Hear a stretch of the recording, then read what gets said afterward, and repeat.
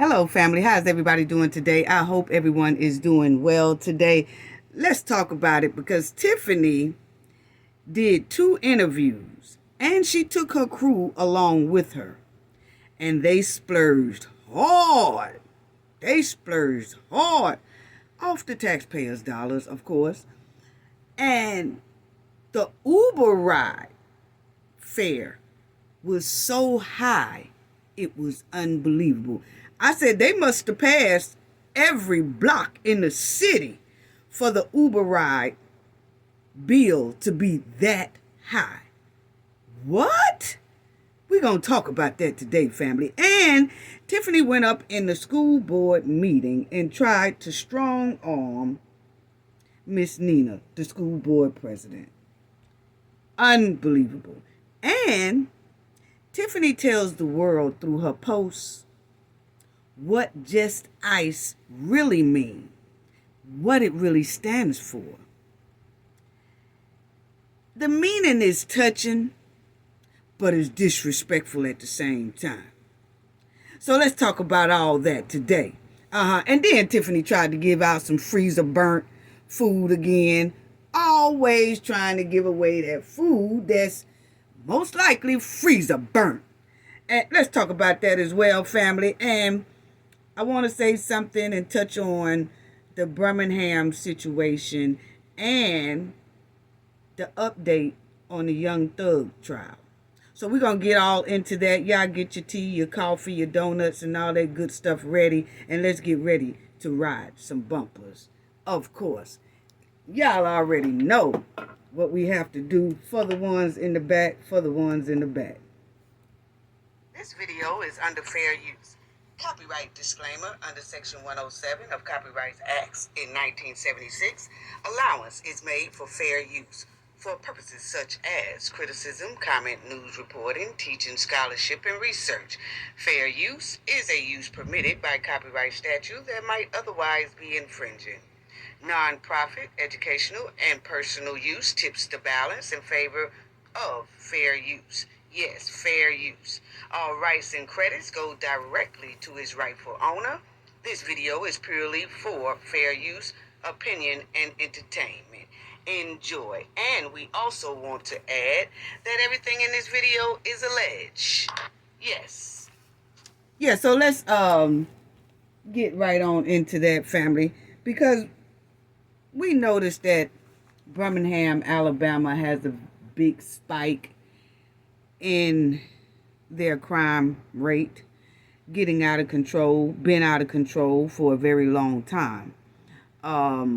We do need the police officers in Birmingham, Alabama to, y'all got to do a little bit more over there, because this is really getting out of control. Because I don't even, when I'm in Alabama, that's one place now that I avoid because of the crime rate. It's like can't nobody get it together. It's out of control. It's almost like a baby war zone, and it's a lot of cities and states is like that throughout the United States.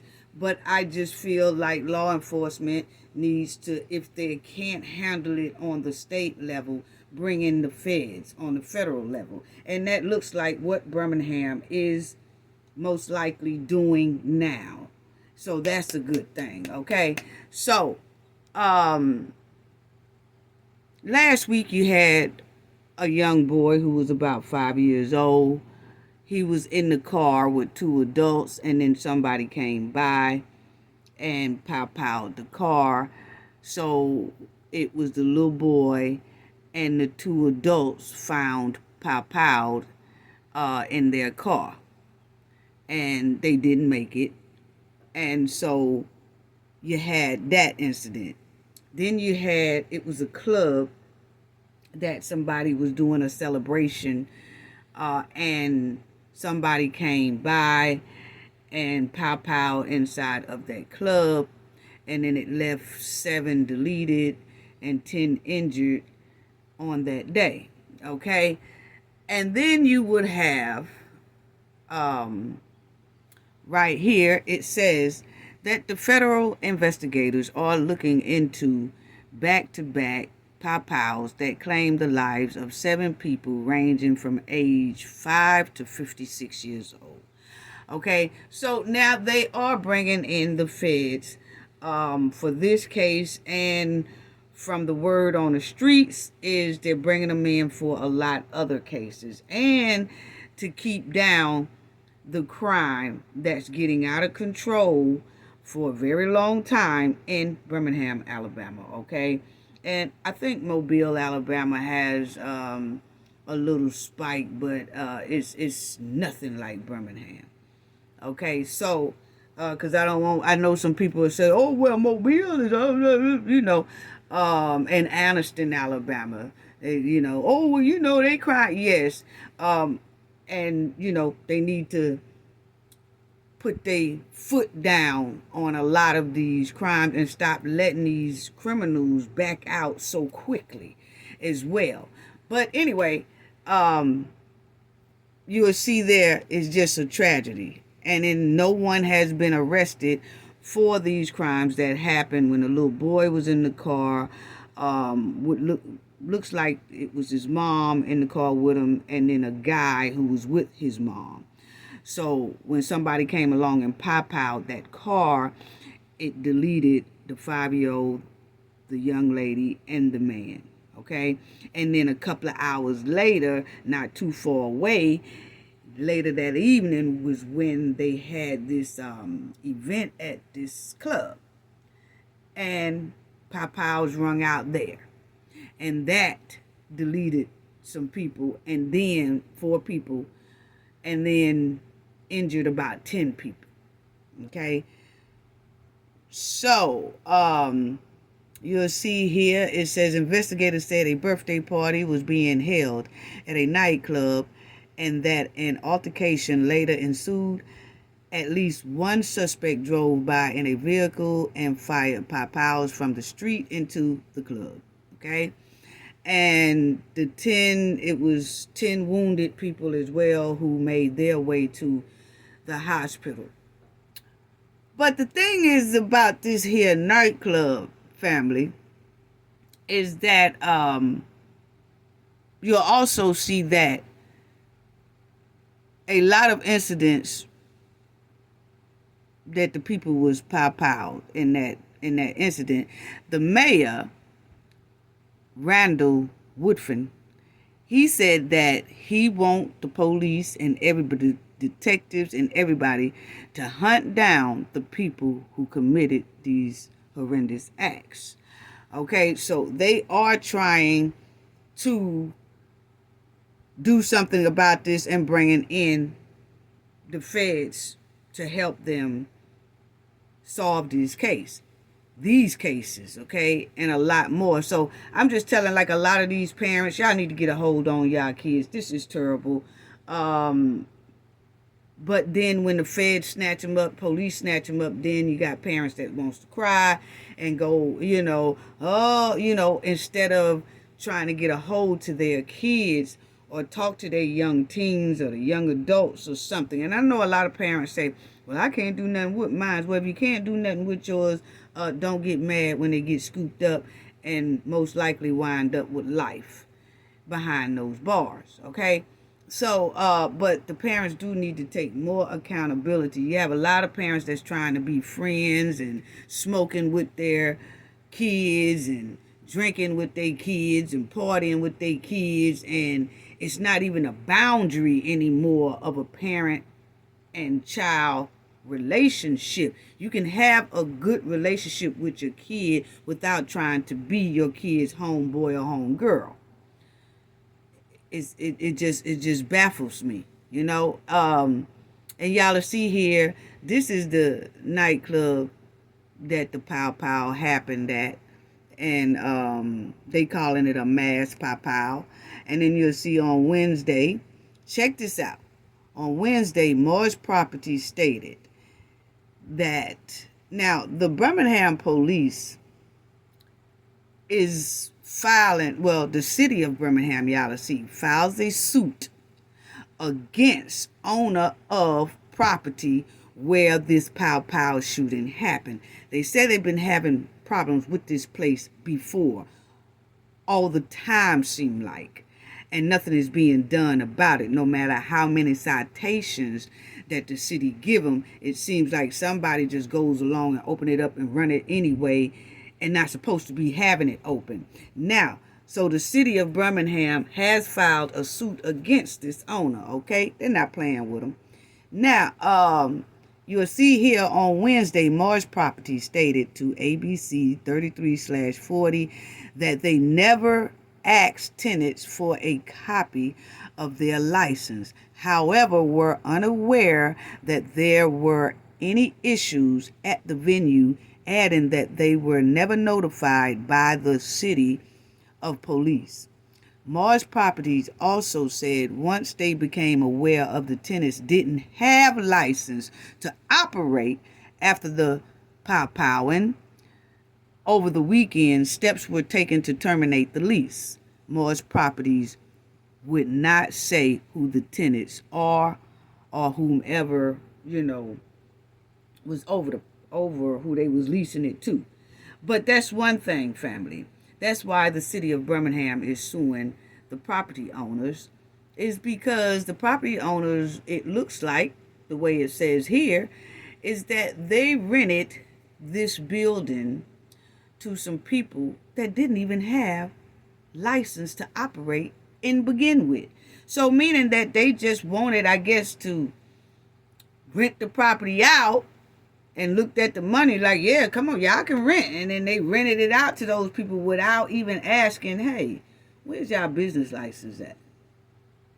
They just rented it to them and didn't even know that they didn't have a business license until after this big pow-pow incident happened. How disturbing. And then they're going to say, well, we didn't know anything about they didn't have license, and we didn't know that it had been previous problems at this spot. Well, see, that's what owners do. They're supposed to check up on their property, whether it's a commercial property or a rental property, a house. You're supposed to check up on that. You just don't rent nobody your stuff and never check up on them to see how things are going and how your place is being handled, taken care of, and all that stuff. You have to come sometimes and talk to some neighbors. Even after you rent it out, you go and you talk to the neighbors. How are my tenants doing over here? Are they causing any problem? Is everything okay? Even though you rent a place out, that don't mean after you rent it out, you let go responsibility of your own property and leave everything up to that tenant. You have to be responsible for that as well. So I just find it odd that that's the first thing they say. Oh, well, first, we didn't even know they didn't have business license. And second, we didn't know it was any prior problems over there. What? So anyway, y'all see, it says, according to court documents, that's where the city has now filed a suit against this business owner who is leased the building to some people that, just wasn't doing right and didn't really have the authority to be even running anything because they didn't have a business license, according to this. So it says, according to the court documents, on at least 2 occasions prior to the pow-pow thing, Birmingham Police Department Business Compliance Unit informed the owners and or operators that their operation violates the law. So even though the city contacted either the tenants who was running it and telling them that they have been violating laws, even if they handed it to the tenant and not the owner, the point is the owner should have been on top of their game anyway by not even issuing any type of, agreement, rental agreement, without seeing some type of license or something, And if the people didn't have the license, they like, hey, I give you a certain amount of days to get your license going and show me that you're getting them going. And then after that, we'll talk about you getting this spot. But in the meantime, I need to see some type of business license first. You know? But that didn't happen. So that's the lawsuit that they have, the city of Birmingham, against them. And of course, it says the complaint also states that there is reason to believe there are 2 events scheduled at the venue at later dates. 2 documents were attached in the complaint showing 2 flyers with events scheduled at that address at that club for August the 10th and September the 21st. So these people still had flyers up saying that they was going to throw some event on August the 10th and September the 21st, and Birmingham Police Department and the city of Birmingham is saying no. This place is now cannot be operated. And even with them not having license, and we have cited them before, they still had these flyers saying they was going to hold these events on these days. And they wasn't supposed to do that. Okay? And then you will see a preliminary restraining order was requested to prevent the defendants from using or operating the property in any capacity, and that the building be padlocked. So that's it for that, on that. Okay?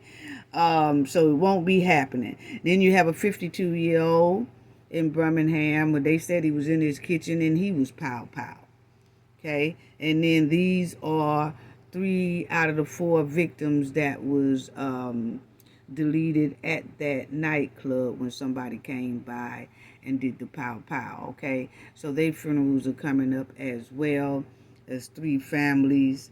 And then this young man is the 4th victim.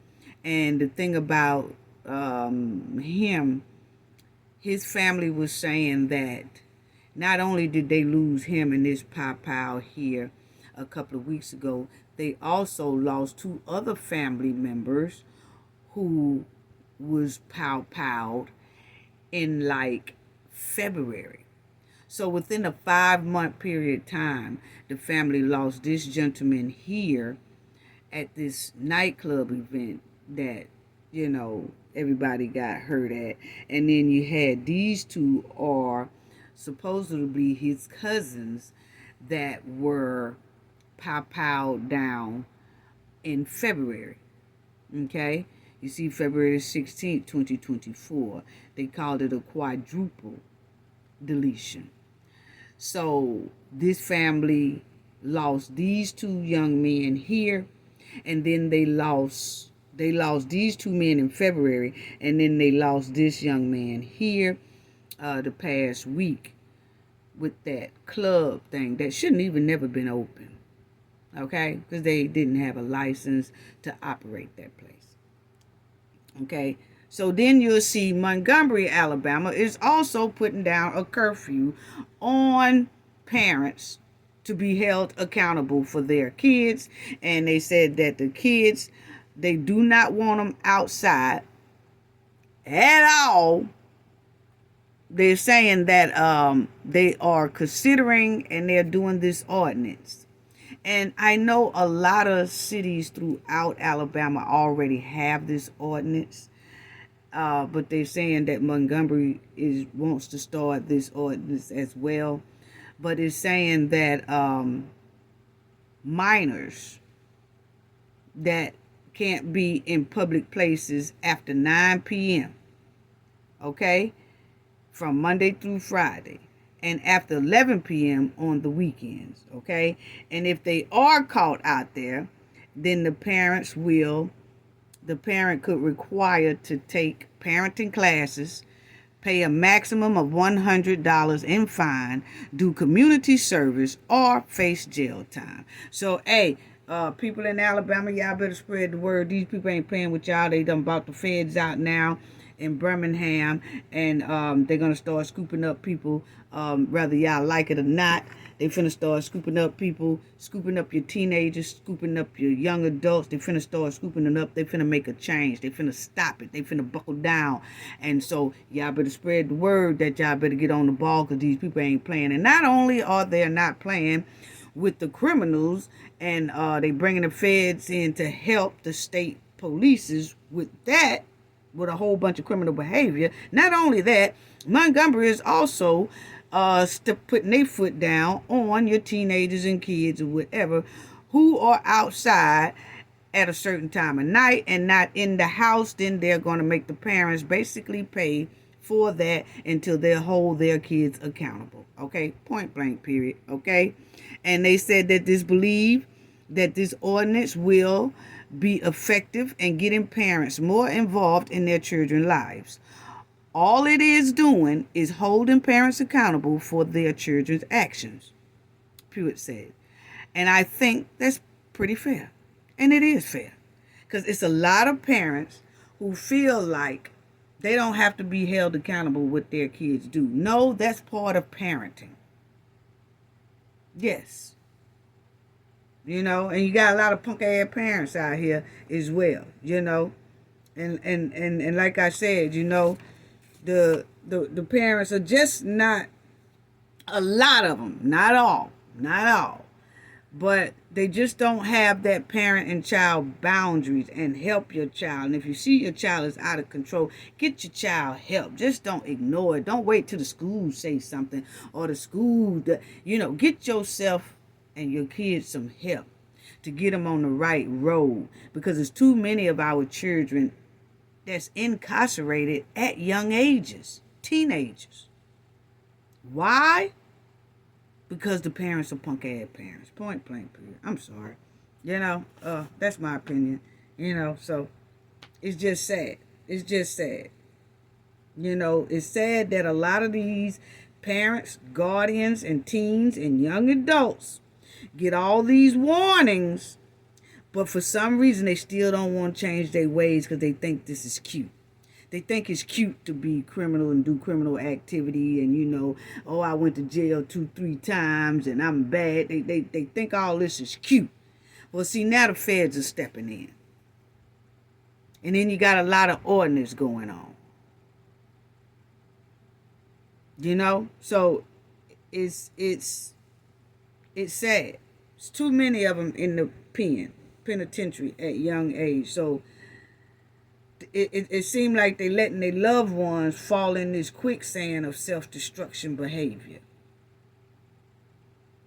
And that's sad. They were, instead of parent and guardians and things like that getting help for their loved ones or buckling down on their loved ones, instead of that, they would rather just throw their hands up, let their kids go wild, and let their kids get 10 to life in the pen. Why they still free? But you supposed to be the parent. Wow.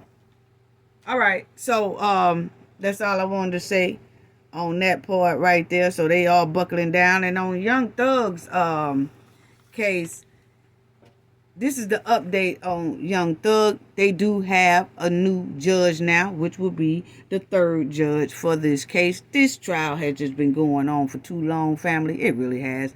You'll see Young Thug YSL judge. Okay? She signaled a determination of proceeding with this trial, because I guess this is what is given, that the defense team really didn't want to continue with the trial. They kind of really wanted it to be a mistrial. Okay, basically what they wanted, family. Okay, and Whitaker, that's the new judge, says that she's determined to proceed with it. Okay, so these are the judges. And when I say it's something, it's something. Hold on. I moved my chair, family. Hold on. Don't be talking about, oh, she booted. Hold on.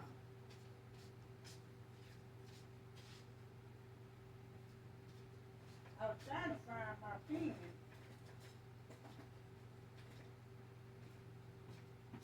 I was trying to find my pen. I had to move my chair back to get out the way. Okay, so now what happened was, family, sorry about that, but this is the judge that was removed, okay? And this is the judge who, remember that we was talking about that she took his spot, but then she had to recuse herself because she said her deputy had an inappropriate relationship and tried to allegedly smuggle contraband into the jail to a YSL member. Okay, so she said that it just is too close because that deputy that she had might be called into the courtroom, and she just didn't want to deal with that, so she just recused herself. And that's when they brought in this judge here, Whitaker. Okay, so now she's taking over the YSL case. Now, this is the judge here that they call Cruz, that she is the one that looked over the paperwork to see if he should be, Glanville, removed from the case. And she did rule that he be removed from the case. But the thing is, when she ruled it, she put it in a way that she wasn't removing Judge Glanville because of the secret meeting that they had.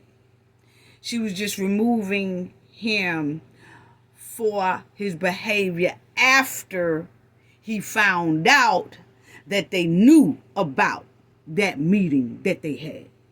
Okay, so overall, there's a new judge taking over it, okay, and it's Whitaker, Judge Whitaker, and she laid down a lot of rules in that courtroom. A lot of rules that the Judge Glanville, he was allowing, but now this chick right here, she ain't playing the radio with him.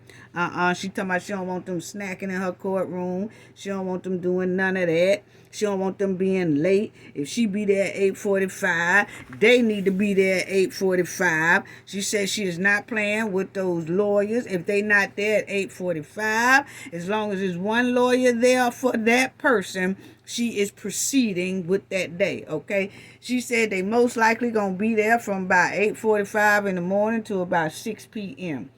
I doubt if she could be there to 6 p.m., family, due to the fact that some of those jurors, I do remember saying that they had to close out about 5 when Glanville was over the case because they were saying they had to pick up their kids and things like that. So she might have to move that to 5 o'clock.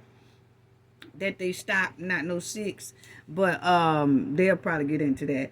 But anyway, she also said, family, that it's a lazy deputy. She didn't say lazy, but she said the deputies are saying that it's too many clothing that the defendants are having.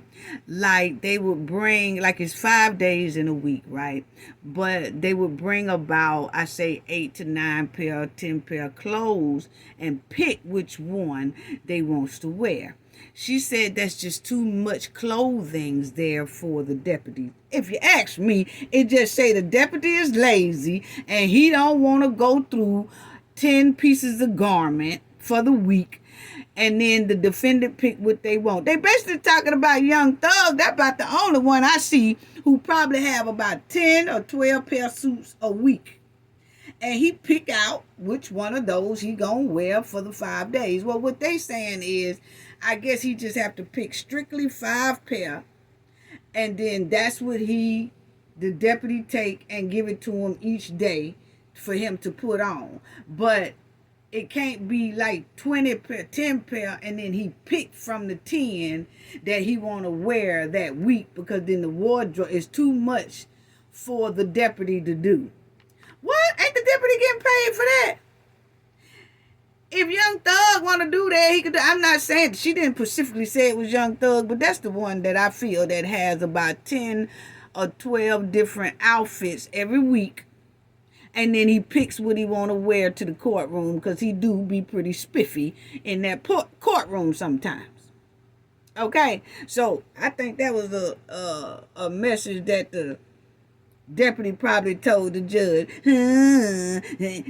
They be having about 15, 20 pair of clothes a piece, and then I have to bring all them clothes, and then they pick it out, and I got to take the rest back to the thing, and then the next day I had to do the thing all over again. It's just too much like work. So then the judge said, family, that the defendants have to have is 5 days in a work week, trial week, and then they need to just have 5 pair of clothes for that week, and then after that, I guess somebody take those clothes away and bring them another set of 5 for the following week. Okay, basically. But anyway, they talked about that, and then the jury's supposed to start back on August the 5th. So right now they still have a break, and they're coming back in full force, supposedly August the 5th. And she said anyone who might want to do plea negotiations are welcome to doing that. I don't think that's going to happen, because Young Thug lawyer ain't too happy about this trial continuing anyway. He really wanted it to be a mistrial. I think the other defendants' lawyers also did, you know. The thing about this is Mr. Steele has made a motion, because by her saying that, that's just a waste of time for Young Thug, because I know Mr. Steele is not finna negotiate no type of pleas with these here prosecutors, because he's not feeling them no way on how they did that meeting without letting them know and all that. So now, Young Thug's lawyer, Mr. Steele, he did put in a motion, okay? Not only did they put in a motion to remove the judge, and that did happen, it seems like he's also trying to continue to push for this being a mistrial, because he most likely feels like he feels like this judge here is like a co-associate to Glanville, because Glanville donated $2,000 to her campaign. And she's the one who ruled on removing him, but made it a point not to word it to where it was the meeting that caused her to remove him. She said it was his actions, what he did after he found out by, trying to arrest Mr. Steele, and how he was just very intimidating on trying to find out who told you, you know what I'm saying? So he most likely feel like the judge that recused Judge Glanville used wording to keep from the trial being a mistrial. So Steele, Mr. Steele, which is Young Thug's lawyer, did file a motion to basically seem like he was using a strategy where he's going to lead up to a mistrial. But he did put in there about her being Glanville kind of co-associate, because he donated to her campaign and things like that. And so you could tell that he did put in a motion for that, but you could tell that he's moving towards trying to make this be a mistrial. But see, the judge, who recused Glanville, she said that ex parte meeting without the defendant's lawyers wasn't a problem, and it wasn't nothing wrong with it. The judge didn't order Glanville to be removed because of that, just only because of his behavior after he found out about the meeting. So that's why she removed him. So the judge, Cross, stated that the court agreed generally with Mr. Glanville, the Judge Glanville assessment of, the ex parte meeting. And she said, while the meeting could have been done in court or with the defendant's lawyers, it still wasn't nothing wrong with it. Okay? And nothing about the fact of the meeting was improper, basically. So then that kind of stops the defense from using the ex parte meeting to ask for a mistrial. So then that's why I think Mr. Steele is now bringing up the fact that this judge and that judge, are co-associates, and that he donated about $2,000, I think, to her campaign. So he's bringing that up, and that he don't agree, I guess most likely, with that decision. That doesn't make sense to him on how she worded her judgment on why she removed Judge Glanville. She's just basically saying, oh, well, we don't see it. I didn't see really anything wrong with the ex parte meeting. Only reason why I'm removing him is because of the way he reacted after he found out that that somebody knew that the meeting took place. So that's basically what she's saying. Okay. So, and Mr. Steele, Young Thug lawyer, he just don't play. And this new lawyer right here this new judge seems like she is very, very strict, and they not gonna have such, and she said that they couldn't do no type of snacking and none of that. And the two people that I saw snacking all the time in the courtroom is Judge Glanville and Young Thug, because Young Thug was snacking a lot. So that's going to cut him out from snacking, okay? And then she mentioned the fact that they have iPods in. And she said, can anybody tell me why y'all have iPods in? And one of the lawyers said, because it was bored, it'd be boring. She said, well, we're going to try to make this court not boring, but we're not going to do earplugs and stuff no more. She called that a security issue, okay? So, but anyway, you'll see here, it says Young Thug, YSL judge. Judge Craw denies motion to recuse herself.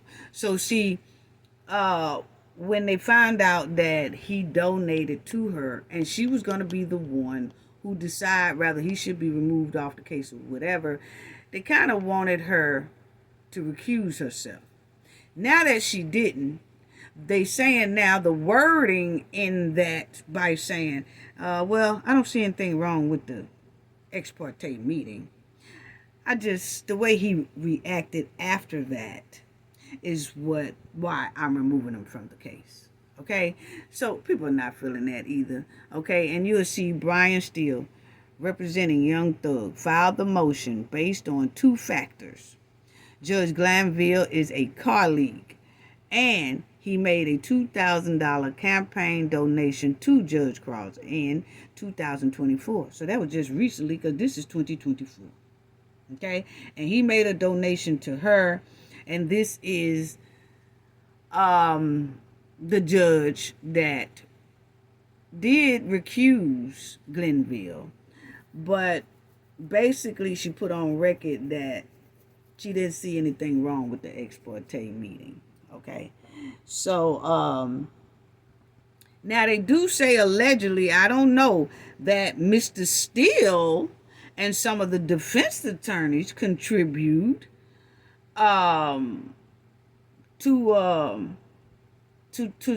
something that the judge, who is now over the Whitaker, they saying something about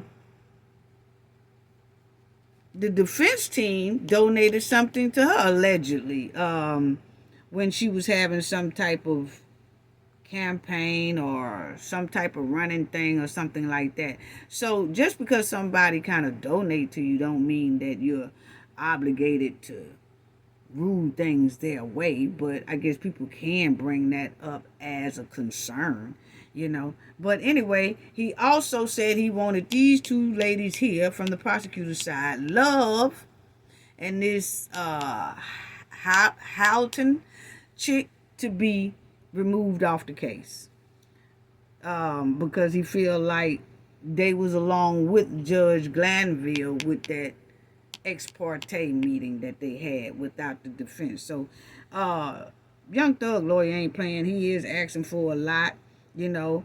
He feels like those two ladies should be gone too, and he don't want them there, so he filed a motion for that too. So Mr. Steele just don't play, point blank, period. Okay? And I did see where he asked for the jury to hear about this ex parte meeting and see. I think he wants this to go through a whole nother. He wants the jury to decide on if this should be a mistrial or not. You see what I'm saying? That's where it's looked like he's going. That he wants a jury to decide and let them hear everything that went on about the ex parte meeting and all that stuff. And then see if a jury decides that this should be a mistrial or should it go on. Okay?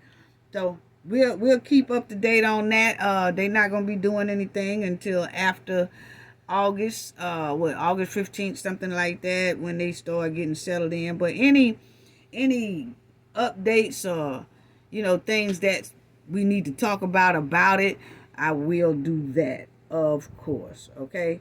So,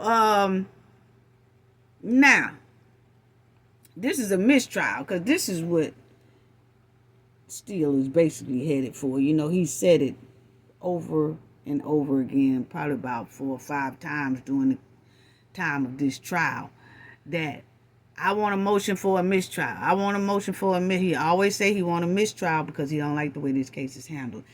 I don't think he's too happy about it just continuing off where it left off at.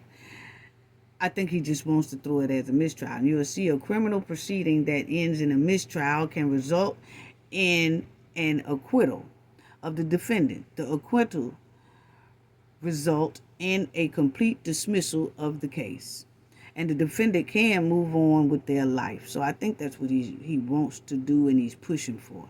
However, prosecutors can choose to pursue a new trial against the defendant and provide an option for a plea bargain. So like I said, you know, that judge mentioned that plea bargain the other day. Like, if y'all want to do a plea bargain, plea negotiation is the word she used, before we come back on April the 15th, that would, you know, y'all could do that too. Mr. Steele ain't finna do no pleas nothing with nobody. Y'all already tell how a Young Thug lawyer is. He is not finna do no pleas with nobody. They can that. I don't know about the rest of them lawyers, but I can tell you one who I really believe ain't finna do no deals with that prosecutor, because he don't like him.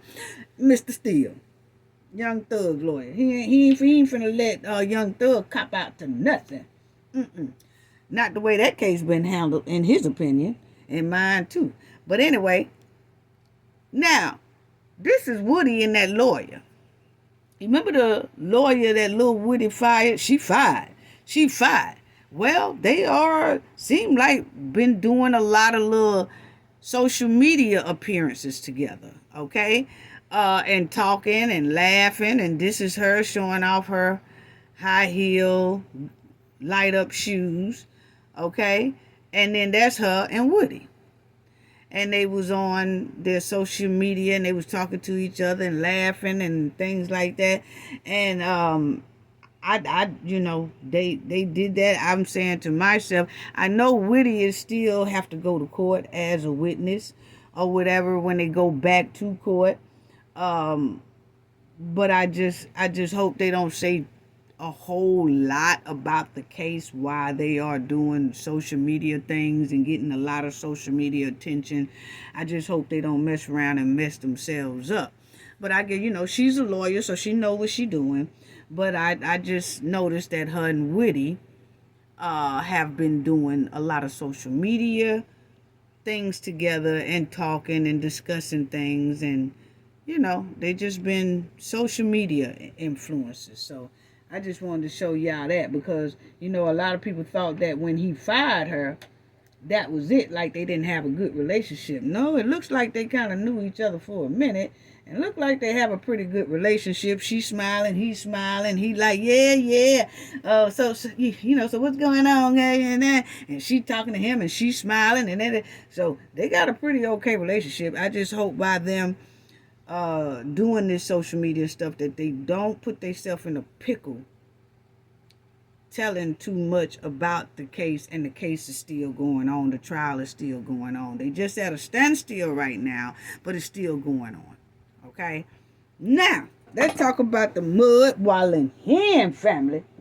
This Mud Wallen Hen done tried to debo Nina. Why is that? Done went up in the school board trying to pimp the school board. What? So y'all remember when they had this old trifling bubble event for the kids out there in the street, which was dangerous for the kids to be in. But when Tiffany had her trifling bubble event for that July 4th holiday, and she wanted to use the school's property, Nina, the school board president, said, "No, Tiffany, you cannot use our property this year."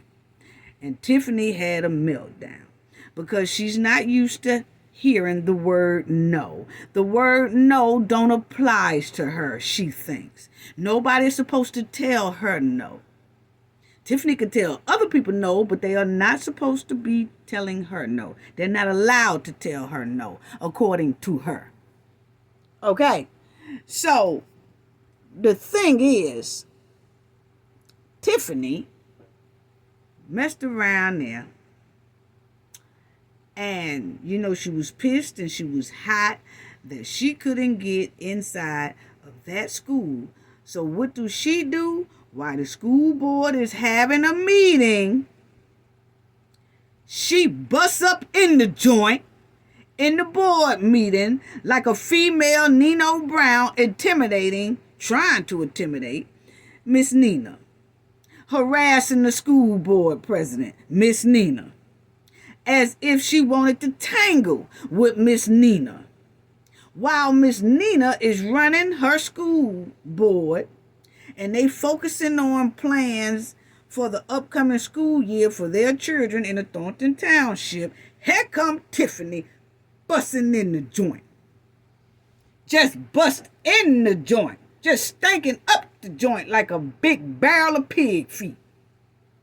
Done went up in there disrupting the meeting. Why is that, Tiffany?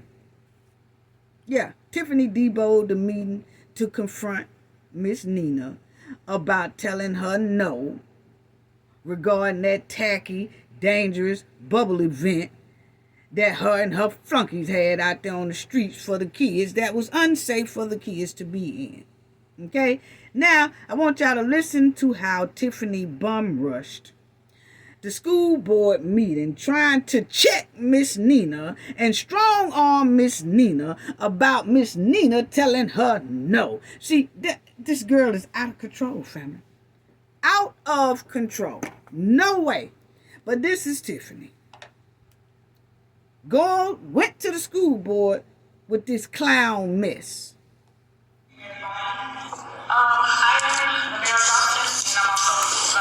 Don't make no sense.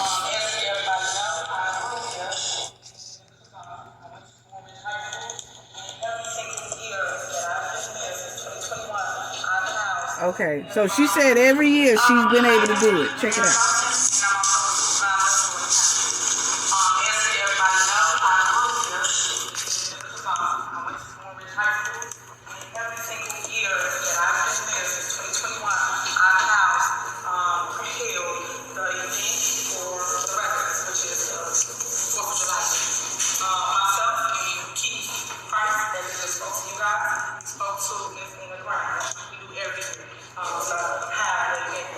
She told us to not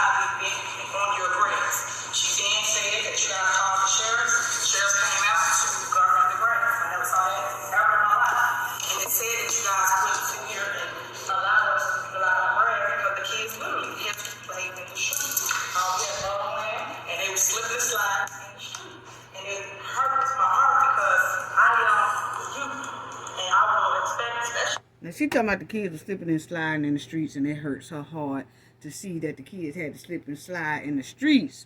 But you did it. You set that up. So how did it hurt your heart when you set it up? It's not like somebody else set it up and you came to that event with everybody slipping and sliding in the street on concrete. No, you set that up. You and your goons set that up. So you see how Tiffany will play in people's face and try to reword things as if it's somebody else's fault when it's actually her fault, because all she had to do was cancel the damn thing and say, this is too dangerous. We can't go in the grass, and we definitely not going to have it out here on this concrete where the kids can hurt themselves. No, she didn't. She did it anyway. But then going to stand up in that meeting and tell them people, it just hurts my heart to see them kids had to play in the street. No, they didn't have to play in the street. It was you mud-walling hen, who had them play in the street by continuing this trifling event. Listen to this crackling hen.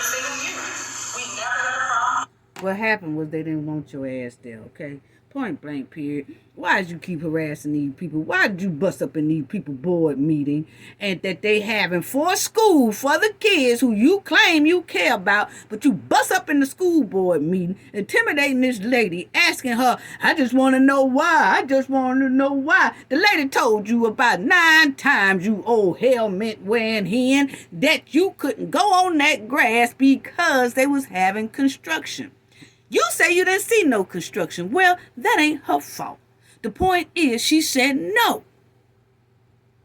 But you still gonna keep on. I just want to understand. See, she did Carmen like that. Remember when Carmen gave her an explanation of why she didn't want to pay that old grass bill? Carmen laid her explanation out perfectly of why she did not want to do it. What did the hen do? Kept on badgering her, asking her, tell the people, explain to the people. She already did. So now she's doing Nina the same way. Nina said no. And she gave Tiffany an explanation of why she said no the day that they was out there trying to get up in that grass and the sheriff say no deal. Nina gave her explanation then. But Tiffany gonna bust up in the board meeting and tell Nina, tell me again why you said, as if her looking at Nina face to face gonna make Nina change her mind and say, oh, I'm sorry, Tiffany. See, that's why, you remember when Tiffany was on the phone with Miss Nina when the sheriff blocked Tiffany from getting on that grass. Remember, Tiffany kept saying, why don't you come down here and see for yourself? What did I tell y'all, family? She said that because she wanted Nina to come in person, because she wanted to intimidate Nina. But see, Nina didn't fall for that old stinking okie doke. So what did the hen do? Go to the board meeting of the school and see Nina face to face. See, this lady is very dangerous, Tiffany. She is. She wanted to see this lady face to face. And she wanted to intimidate this lady face to face. She wanted to bully this lady face to face. And she was trying to tangle with this lady until the other school board members stopped Tiffany and was like, wait, hold on. What are you doing? Nuh-uh, don't do this. Tiffany trying to walk up on the lady. So check it out.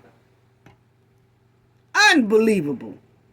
They need to hurry up and lock Tiffany up. Somebody's going to get hurt. And is that what people are waiting on? I'm just asking.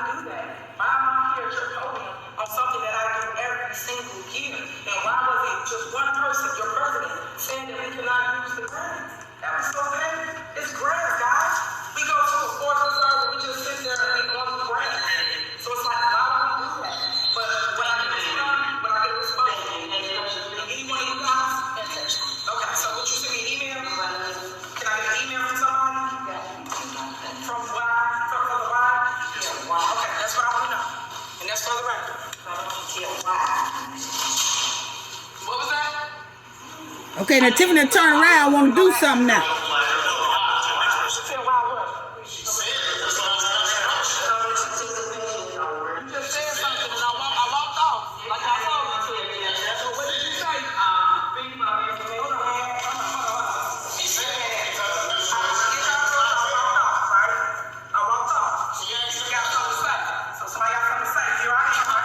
Yeah, I got something to say.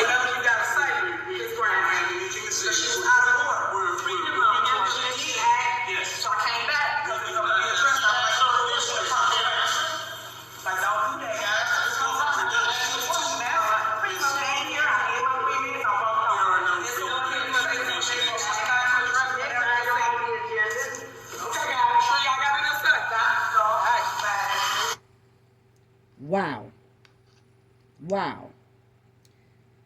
Tiffany literally tried to pimp the school board, basically. She tried to pimp him, you know? And for her, she got mad because her little 3 minutes was up. You know how she do everybody else? She don't even give most of them 3 minutes. She give them 2 minutes. Well, Miss Nina let her go her little 3 minutes, and when her 3 minutes was up, Miss Nina said, okay, your time is up. Now, Tiffany didn't like to be treated like that, but that's what it is. 3 minutes, your time is up. Ain't that what you do to the residents? You don't even give them 3. At least Miss Nina following the rules and gave your ass 3 minutes. You give the residents 2 sometimes. And Miss Nina said that was it. Now Tiffany got mad basically because she got cut off at them 3 minutes. And then Tiffany kept saying, okay, so you're going to give me an email with the explanation. Why? She already told you what the explanation was. But Miss Nina said, yeah, I send you an email. And she said, so you're going to send me an email explaining why. So when Tiffany walked off, Miss Nina said, yeah, I sent an email saying why. Now Tiffany going to turn around. What you say? What you say? What you say? You talking when I turned my back. Talking in my face. What you say? What you say? What you say? Now she walking up and now you hear the people saying, hey. You know, hold on. You know, trying to stop her from trying to approach Miss Nina in a somewhat violent, intimidating way.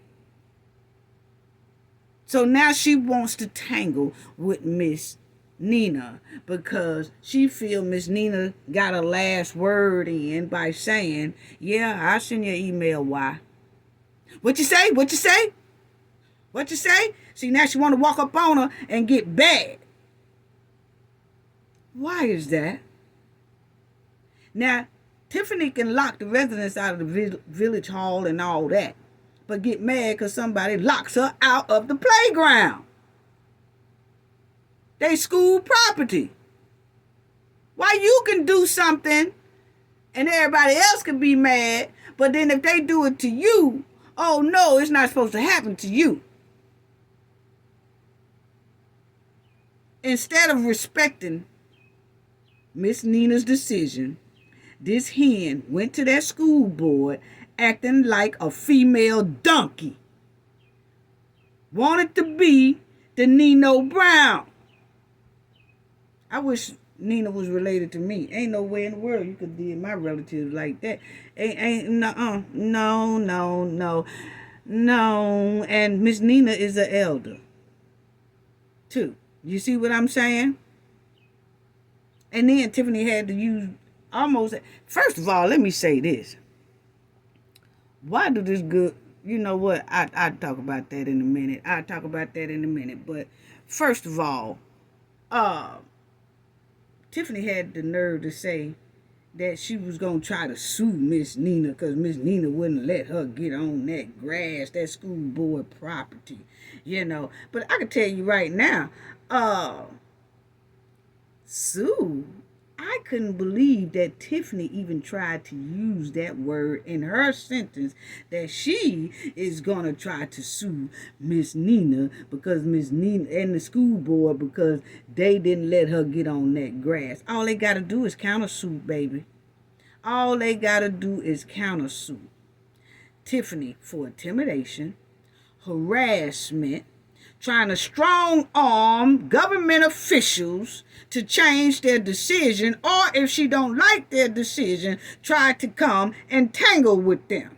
As a mayor and a supervisor, you are not supposed to be doing that. And if they countersue, that will give them an opportunity to bring up the lawsuits that's already against Tiffany for this very same trifling behavior, the bullying, the threatening, the strong arm, and the meetings, intent to intimidate due to their decision of saying no, violating board members' decisions. See, they can counter her ass all day long. That is something Tiffany definitely should not have came out of her mouth and don't need to try to do, because it wouldn't do nothing. Boy, the countersuit will be hellified if Nina was one of my homies or relatives.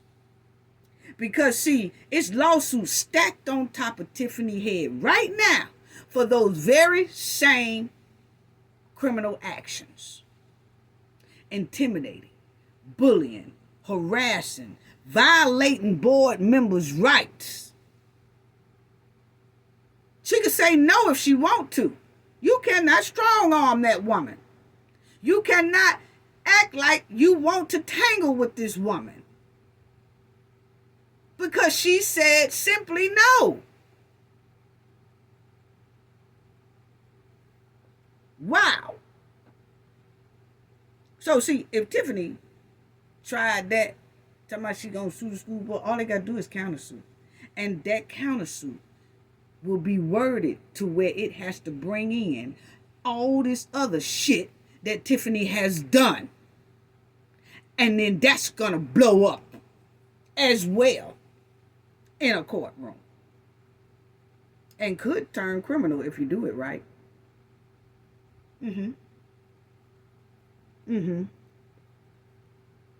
Yeah. And then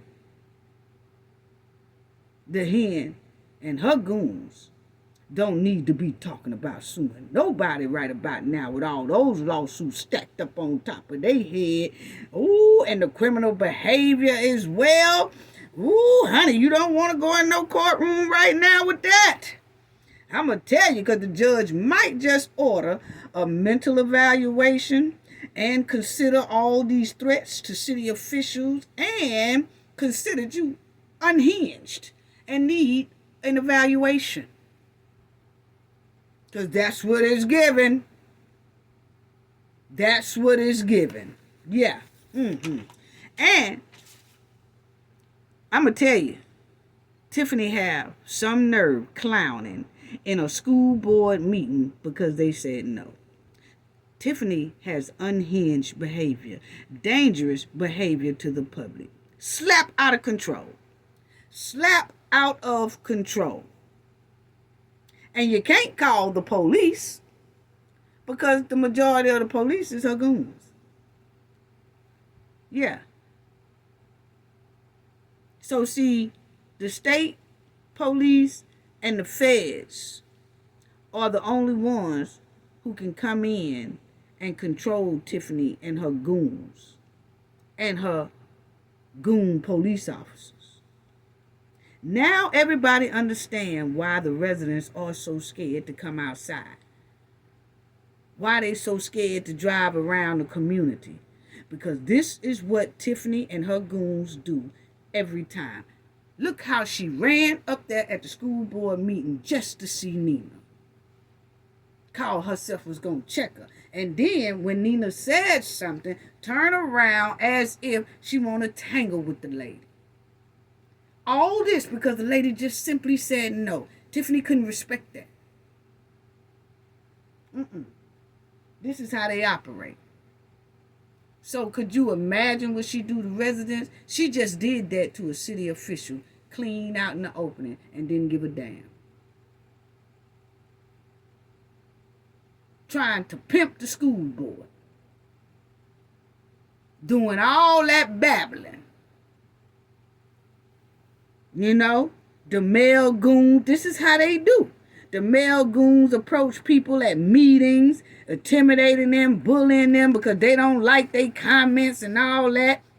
Then you got the female goons that run the clerks all out of their office and carrying on. Then you got citizens losing their life from police chases and got lawsuits stacked all over their head. Then Tiffany paying her police squad, goon squad, about $10,000 a paycheck with the government money, while the firemen are missing checks and pensions and insurance. Tiffany going into a board meeting, her board meeting, dressed up like Nino Brown with her DJ playing Bees Better Have My Money by Rihanna. Her female goons going to elderly houses and residents, intimidating them about their property, what they doing to their property and all that kind of stuff. She runs a board meeting with comments only. She's not obligated to answer any questions because she feels like she's that I'm above y'all attitude. She operates the village and Thornton as her personal bank account, and it's basically she can't be stopped. That's what it's given. It's given her criminal spending of the government money and the funds basically can't be stopped. She's still deboning and doing what the hell she want to do. It's enough for Tiffany to be at least arrested, it seems like. Just arrested and put on probation until the feds finish their investigation.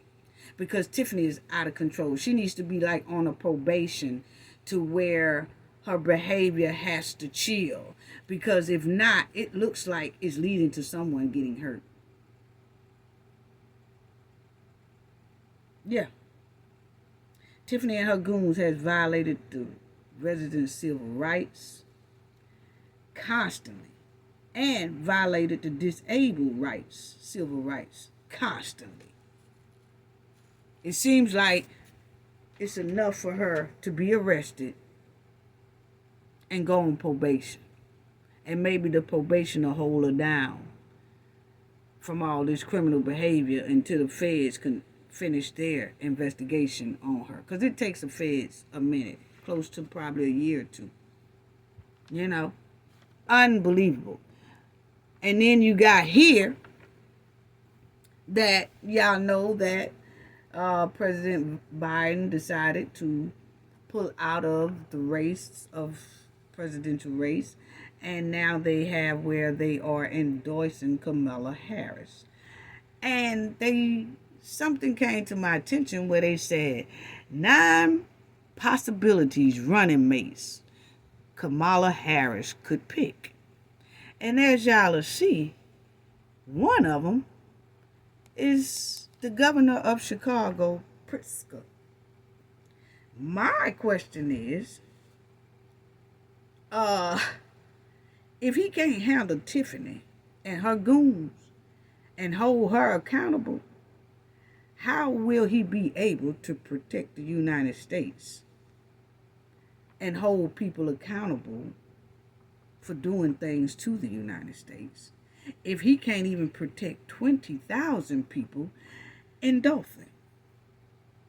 That's just, I'm just asking a question. I'm just asking a question. I mean, clearly, he's turned his head on a lot of things. I'm just asking that how could you be in that position? How could you be a VP when you can't even handle a mud-walling hen like Tiffany and her goons? Can't even put a stop to it. Haven't put a stop to it. Haven't intervened in it. Nothing. Waited on the FBI to come in.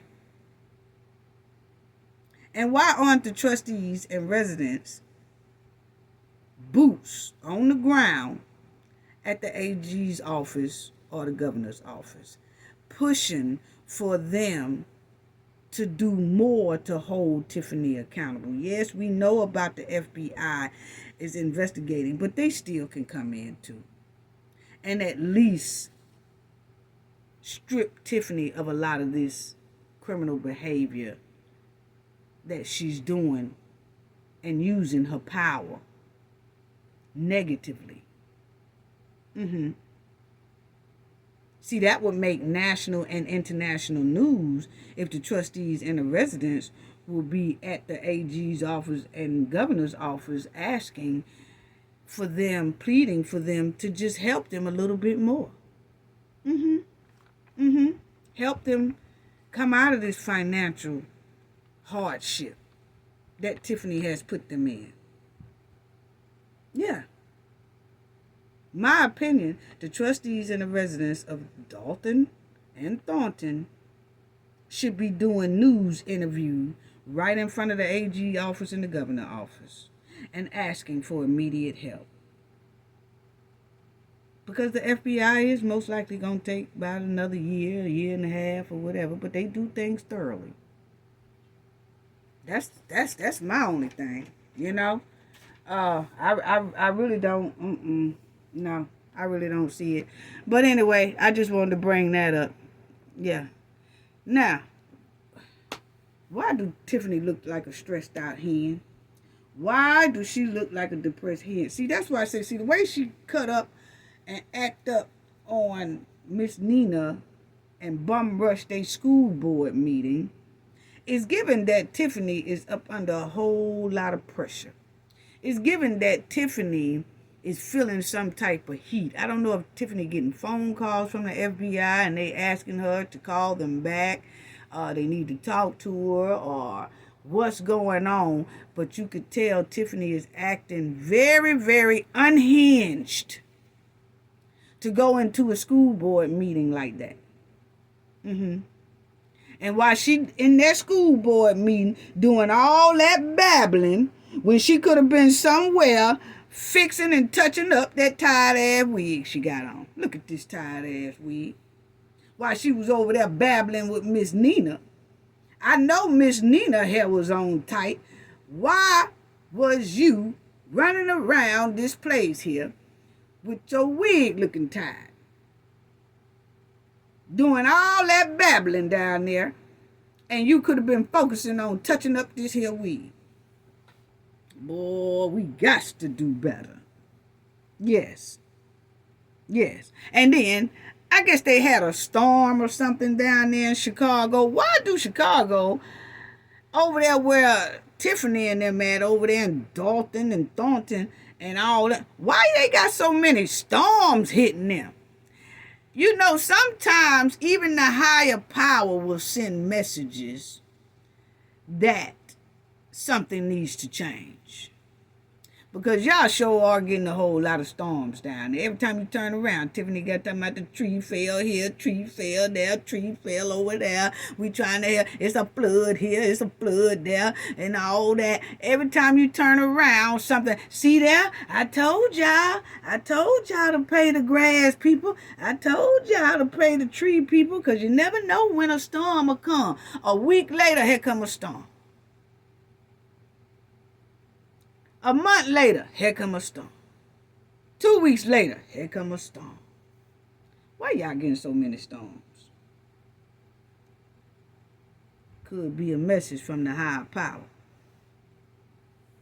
Yeah. Totally disturbing. But anyway, Tiffany, they had a storm down there. And Tiffany gonna run around there trying to give people that old freezer burnt food that she had at the trifling Easter egg turkey event. It looked like the same boxes to me. That's what it was given. See, Tiffany had that food at the Easter egg turkey event. She had that food sitting out there. I didn't see it being refrigerated or anything. She just had it sitting out there. So for the things that wasn't used, Tiffany most likely boxed it up and put it back in the freezer, in the freezer, which causes freezer burnt. When you keep defrosting, freezing, and it messes up the expiration date. You really can't go by the expiration date when it has been treated like that, when food has been treated and mishandled. You can't go by the expiration date, because the expiration date is most likely sooner than what's on the package, because your ass been bringing it out to the public, then refreezing it, then bringing it back out to the public without being properly refrigerated.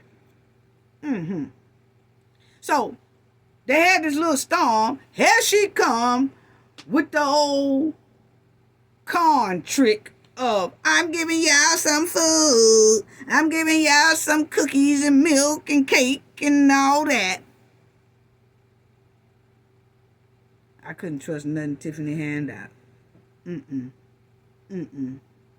I don't see where Tiffany is handling the food by health department standards. Having it outside half the day.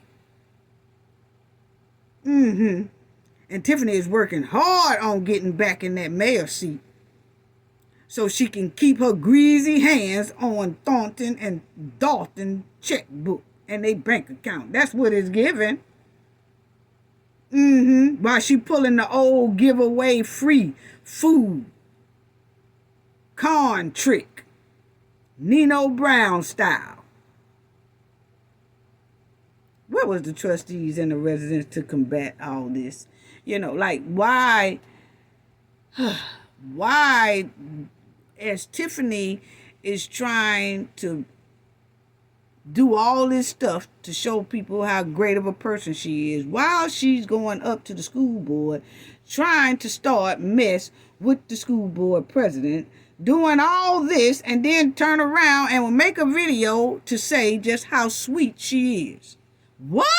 We just saw you cut up on the president of the school board. And then 2 days later, you make a video talking about how sweet you are. I'm telling you, the girl is unhinged. It's no way you can have two quick personalities like that. Evil. You go and you cut up and you want to scrap and you want to tangle with the school board person and think it's cute, and then 2 days later hand out some turkeys and cookies and cakes and chitlins and shit and talk about how sweet you are. Unhinged. That's what it's given. The behavior is totally unhinged, okay? And Tiffany pulling this old okie doke corn trick about here goes some more chicken and turkeys and things because of the storm. I know that y'all having problems. I know people lights are out and then people need help. And I'm riding around in my truck. And look at the tired ass wig. But anyway, I'm riding around in my truck and my Thornton truck, and I'm giving y'all some things that'll help y'all be able to cook a good hot meal. You just said these people didn't have electricity, so how in the hell is they gonna cook a hot meal? Come on now, I'm telling you, the girl is off. How are you gonna give them some chicken and all this stuff and talking about I'm giving y'all stuff that y'all could cook a good hot meal? You just said that the electricity is off around there. How in the hell they gonna cook a good hot meal? You supposed to have some stuff in there like crackers, maybe tuna fish sandwich, tuna can or tuna fish, things like that. You know, little can of Vienna sausages, little things like that. She talking about some chicken. I'm telling you, that stuff came from that old trifling Easter egg turkey event, trying to pull the okie doke on these people. Don't may have people about sick, riding around. Is that truck refrigerated? Didn't look like it. Because I didn't see not no cold air blowing out of that doggone thing. See, it's hot this time of the year. So when you open up a back trunk of a food truck like that, you're supposed to see some type of frost ice coming up, the smoke coming out of there, because the truck supposed to be so cold till it's going up against the hot humidity outside. So you're supposed to see some type of smoke. I don't see not one piece of smoke, not even a cigarette smoke. I don't even see no smoke from somebody smoking. So clearly, this is not being handled by health department standards. I'm sorry. Now, Tiffany working her ass off to reach the people in the village and the Thornton and Riverdale and everywhere else, throwing that con trick, trying to get back up in that seat again. That's all she doing. That's all she doing. Look at this. Where is the freezer smoke at? Why is it not cold in that truck? That's all I want to know. Something that Tiffany, I need to tell me, Tiffany. Only little thing that look like it could resemble smoke is the clouds. Can you tell me why we don't see no cold smoke coming out that there truck? And how long that food been in that there truck? And how long are you planning on riding around Thornton, Dalton, Riverdale, and everywhere else in this hot-ass truck with food in it? Can you tell me that? I'm about to call the health department. Anyway, family, her and her musty dusty Michael was out there trying to talk about how good the hen is for giving out this food that don't have no type of refrigeration going on that I can see, my opinion, because I don't see no smoke coming out the doggone thing, okay? I know about all that, and I know how many degrees food's supposed to be frozen and kept cold. I did not see it coming out that truck, okay? Not at all. I had plenty of truck deliveries delivered to different stores and stuff, and I know what it's supposed to look like when they flap open that door and that truck is refrigerated. I didn't see it. Then her and Musty Dusty is out there talking about how good of a gesture she's doing by helping the people get food, even though the people don't have electricity to cook the food she giving out. So how they supposed to keep it cold? That's what I just want to know. That's what you get for messing with people that wear helmets all the time. Then Tiffany talking about the trees. Again, she loved talking about those doggone trees. Oh, the storm knocked down some trees. Then she's showing people, she doing a video of the trees that done fell down and how her crew is cleaning up the trees. See, my thing is, how much is Tiffany gonna say it costs to clean up just that one tree? She gonna tell the board The trustees and everybody, that tree cost about $15,000-$20,000 to remove. I'm telling you, this ain't nothing. I smell stank. I smell stank. And Tiffany have I could see her removing some trees that's probably hazard and things like that. But the thing is, Tiffany like to jack up prices. You can't trust her. So how much is she gonna say that tree costs? Just that one tree gonna say about $10,000, $15,000, $20,000 to remove. And then the next tree, she gonna say $10,000, $20,000 to remove. She gonna be done said she removed about 4-5 trees, and it's gonna be damn near $200,000-$300,000. Can't trust it. Tiffany have a lot of support though. She really do. And the trustees and some of these residents, I think y'all taking this thing lightly, cause Tiffany do have a lot of support, and she's getting some internet support, and I think y'all taking this very, very lightly. So y'all need to do more interviews. Y'all really do. Excuse me. Y'all need to do more interviews. Doing interviews help. Y'all need to go to different places where y'all voice can be heard, where it can make national and international news.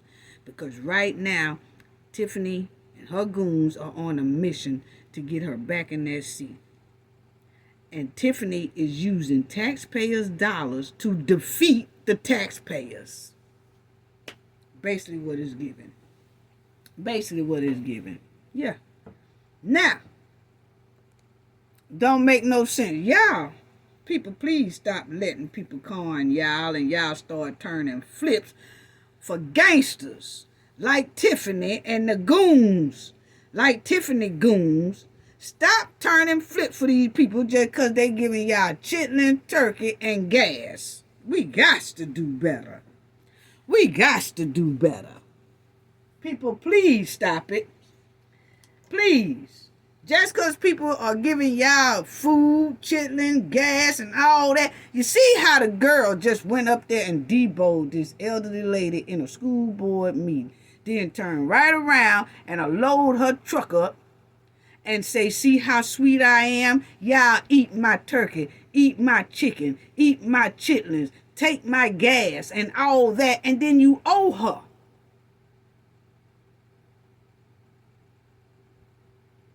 People, this is the oldest trick in the book. They've been doing this since the Bumpy Johnson days. Ever since the Nino Brown day, way back in the 60s or 70s, man, gangsters was giving out turkey. They wasn't giving out no damn chitlins. Now, Tiffany just done took everything to a whole nother level, okay? Her criminal level is a whole nother level. That's why she's so much on the news. That's how come she's so much known. Because she has taken this thing to a whole nother level. I don't care about what people say about, Frank Ziccarelli or whatever. He did that and he did that. The point is, we didn't know who the man was. But Tiffany, we know who she is. Because she took crime behavior to a whole nother level. Yes, she did. And then she used the taxpayers' dollars to defeat the taxpayers. Use the taxpayers' dollars to bully the taxpayers. What? We got to stop jumping up, doing flips and, clapping our feet and stuff. Oh, yeah, thank you, Mayor, for this chicken. We finna do a barbecue. And then you go out there and do a barbecue, and then Tiffany take your whole damn grill away from you because you won't follow her corrupt rules. Come on now.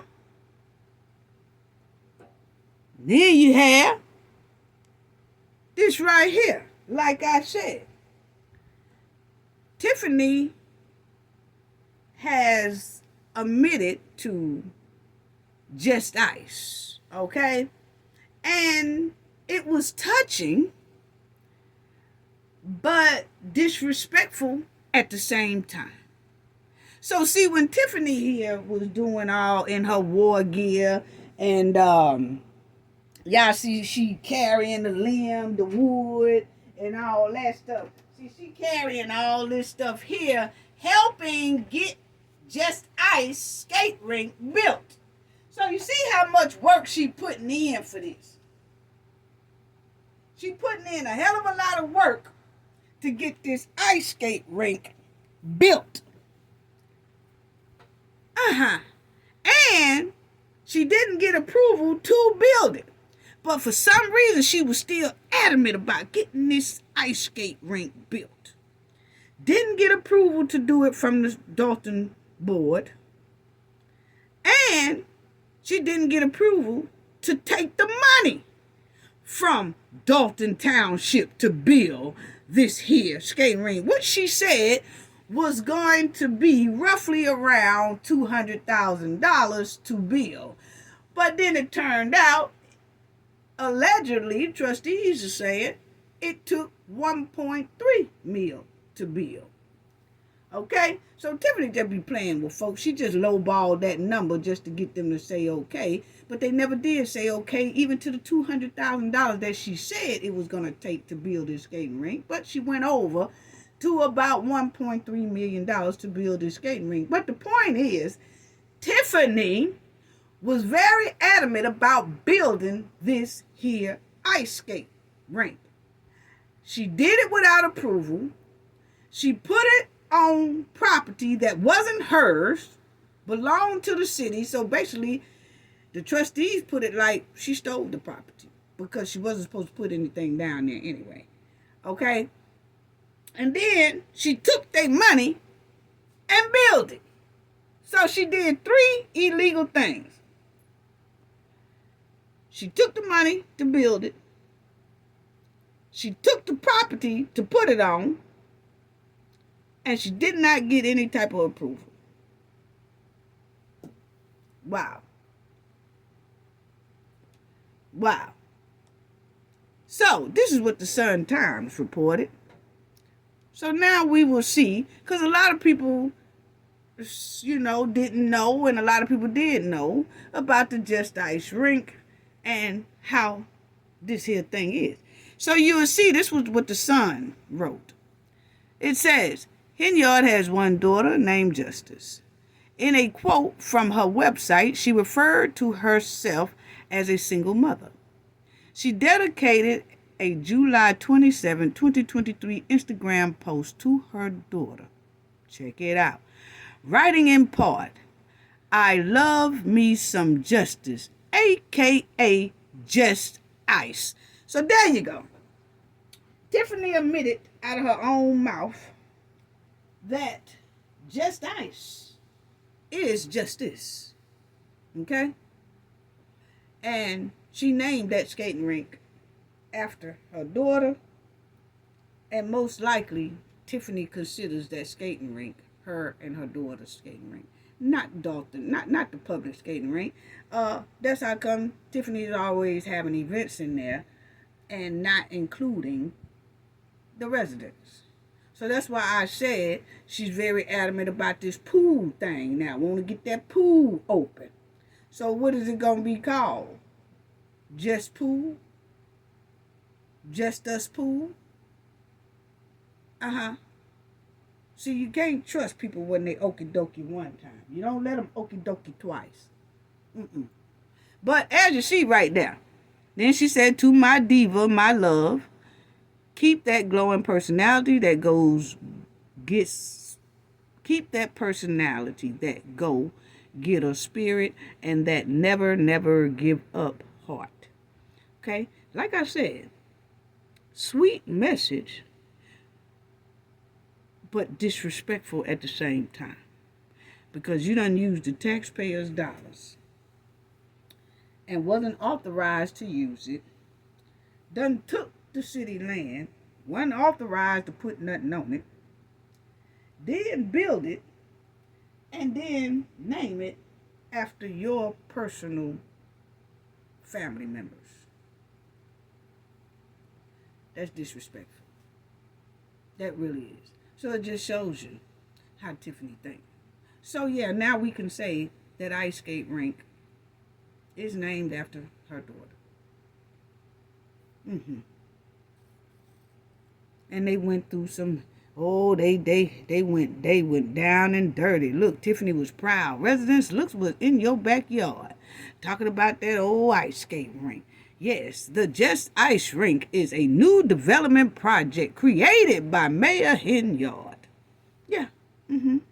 Why was it created, Tiffany? And see, the sad part is that baby girl don't even know that she about think that Tiffany build that thing out of her own money, and that's her skating rink, which is sad. This is what I'm talking about, parenting, man. You know, you just don't do a kid like that, you know, because she has no idea that that's what that is. And then as she get older, people will try to remind her of it. You know what I'm saying? So that's why a lot of people across this world are saying that when Tiffany come out of that office, that ice skate rink name needs to be changed. And it's supposed to be named someone who has put in the work, or who is no longer here but put in a lot into that community, city, and things like that. Okay? But this is what Tiffany said at first. The estimate, the Just Ice new development progress. This is it. And it said the total estimate cost was supposed to be $269,000. But of course, you hear some of the trustees say that that ice skating rink went well over $1 million to build. Okay? Unbelievable. Unbelievable. That's it. She had a grand opening for her Just Ice rink. Wow. Wow.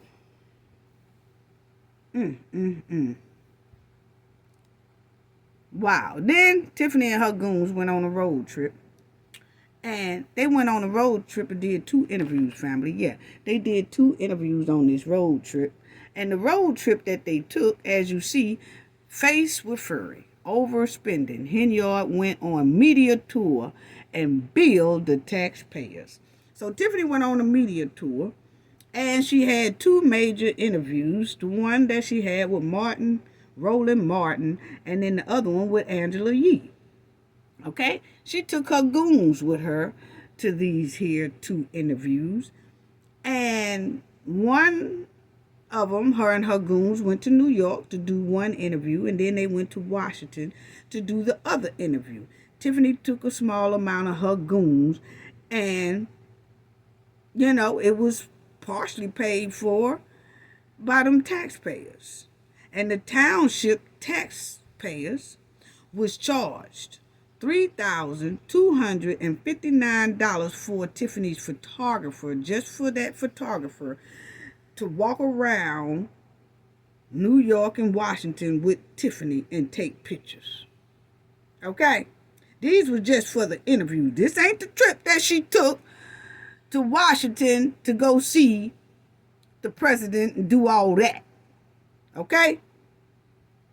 Now, she billed the taxpayers $3,259 for that photographer that she had running around with her when she did the Angela Yee interview and the Roland Martin interview, excuse me. And the taxpayers was charged $561 for the photographer airfare. So not only did he get paid $3,259 to take Tiffany's pictures all over the place, he also had a $561 first class air flight ticket. Okay? Paid for by tax dollars and stuff. Okay? And a township credit card was charged $1,100 for a Uber ride. They had 13 Uber rides, family. That's what I was saying in the beginning, that they must have hit every block in the city for Uber ride to be $1,100. Where they do that at? All charged on the taxpayers' dollars. And see, a lot of people keep saying, oh, Tiffany ain't gonna go to jail, or Tiffany this, that. You know, people trying to find ways to say that Tiffany's not gonna go to jail. Let me tell you something. When you're messing with government money, and the government has already came in and do subpoenas, you best to know that the government got something on you just for them to do that. They don't come like that without having something on you. Now, this rest of the time remaining, they're just going to let Tiffany keep putting her foot in her mouth. That's going to add on to what they already got. Because when you're messing with government money, these trips right here alone can have you do at least 5 years. Yeah. And for people getting $10,000 paychecks every 2 weeks is enough alone just to have you do about 5 years, because that is government money. That's not state money. The state and the government money is totally different. Yeah. Come on now. And Tiffany and her goons know damn well they were supposed to pay for those trips out their own pocket. Tiffany interview was supposed to came out her own pocket. And they also reported that one of the shows that Tiffany appeared on out of the Angela Yee and Roland Martin was arranged by a Whitney agency. That's what the agency is called. And it's out of Atlanta. It's Atlanta based.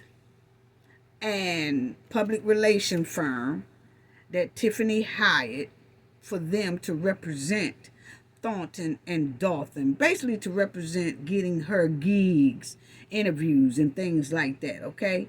And the taxpayers are paying just that agency alone $5,000 a month just to represent Tiffany and the Thornton Township and Dalton Township. Wow. Because one of these interviews was arranged by Whitley Agency. Unbelievable. And they getting paid $5,000 a month. Wow. Wow. Then she got the new banners that she done put up. And then these people who make the banners are complaining about they have not gotten paid, but Tiffany keep ordering banners from them. Well, why do they keep making the banners for Tiffany is my question. Tiffany put the new welcome banners up in Dalton with her face all over them. That's an eyesore, my opinion.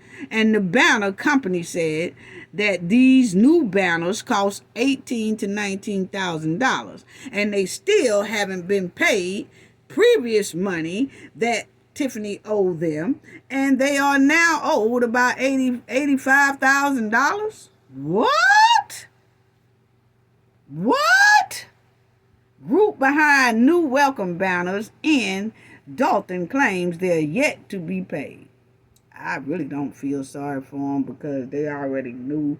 That's what I'm trying to figure out. Why do they keep making these banners? Are they being strong-armed too to make these banners? If so, say it so people will know. And the feds can put that up under the paperwork too. Is that what's going on? Or y'all just making them and hoping that the board approves y'all payment? Don't know which one it is, but I can't see a company steady drowning after they have not been paid. A person cannot go anywhere and continue to get more. I mean, that's why I said there's something very fishy and stinky about why they keep doing it anyway. Because any company, family, if you owe, say, a furniture store, you already owe them. You got an outstanding bill on the furniture. And then you go in, you try to get more. They be like, no, not until you get some of this down first. You got to get this down before we give you any more. Matter of fact, we're about to take the furniture that you got because you're way behind. We damn sure ain't going to give you no more furniture. So that's why I can't understand why this here company keep doing it, but then complaining that they're not getting paid. I just don't get it. I mean, is there something I'm missing? I'm just asking. It's just a question. You know? Because they said they haven't been paid. And you'll see here the company behind the new welcome banners in Thornton claim they have not been paid yet, as they cash-strapped village residents are questioning the new signs. Yeah, I mean, why? Why? We are now millions in the hole, and this is another $19,000 that could have gone to the firemen who have not had their pensions paid, Resident Dan Lee had said to the Chicago news place. So it's just sad. I just don't understand why these people keep giving her these signs and keep making these signs for her.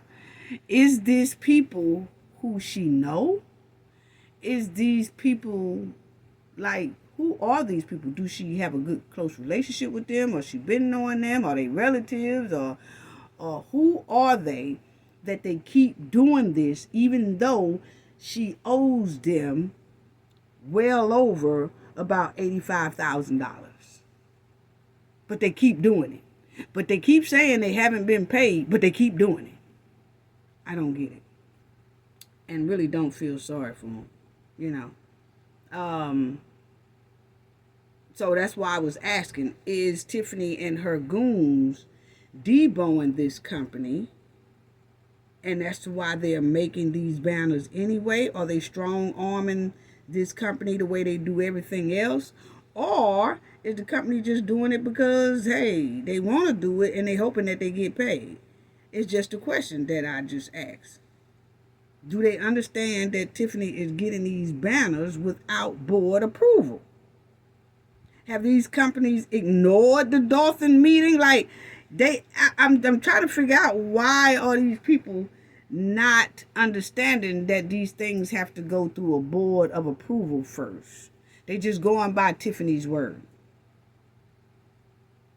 I don't get it. I really don't. So, I don't know.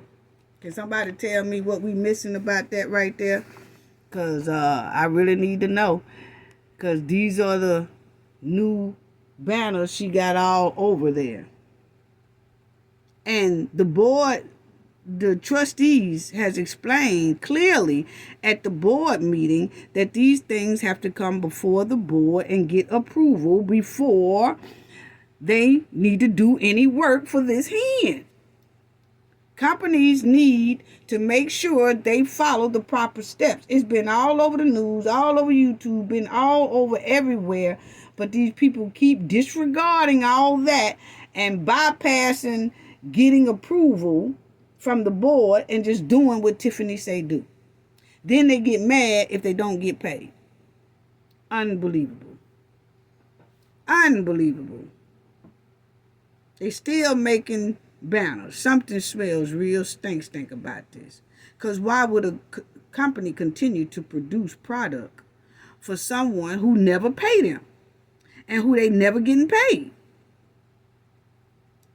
I don't get it. I just don't. I just don't. Then you will see here, I want to just show y'all this right here, because I just want to go over this right quick. But you will see it says she was hit with 2 subpoenas. One that focused on her and her private work, and one that revolves around the township, according to the local station, okay? In the first, the feds are seeking personal files, wages, and tax documents, times and attendance records, Contracts and checks written to cash from Henyard. Multiple endeavors. So you see that they are saying checks written into cash, as if somebody has been writing checks and putting them into cash. This is government money people are dealing with.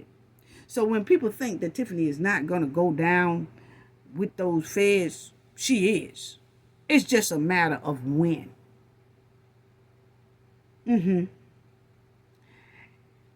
They also are on a restaurant she owned, a property management company she runs. So you see it says Tiffany owns a restaurant. Whether it's in her name or not, she probably most likely runs it. We went over Tiffany having 10 different aliases anyway. Y'all can go check out that video as well. But anyway, it says it's focused on that restaurant she owns. It didn't say previously owns. It says a restaurant she owns, a property management company she runs, her political action committee, and a charity in her name. Okay? The charity is still in her name. It's just not operating. Okay? So, then you'll see that she pays her police detail and security. She's paid them over $1 million. Wow. That's their price tag. Because remember, some of them was getting paid $10,000 every 2 weeks paycheck. That is government money. That has to be approved by the mayor. It don't matter if Keith signed off on some paperwork or something like that. The point is everything has to go through the mayor first. Her administration can make some calls, but the call is not final until the mayor approves it.